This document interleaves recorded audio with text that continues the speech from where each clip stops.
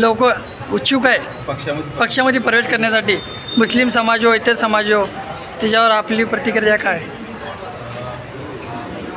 गेल्या 2014 पासून या देशाचे नेते आदरणीय नरेंद्र मोदी यांचं नेतृत्व देशाने स्वीकारलेलं आहे आणि हा देश विकसित भारत करण्याची संकल्पना मोदी साहेबांनी केलेली आहे आणि ह्या विकसित संकल्पनेचा आधार घेऊन अनेक 140 कोटी जनतेला आधार वाटायला गेला आहे, पक्षाचाही आधार वाटायला गेला आहे आणि म्हणून अनेक कार्यकर्ते भारतीय जनता पक्षामध्ये येऊ इच्छितात.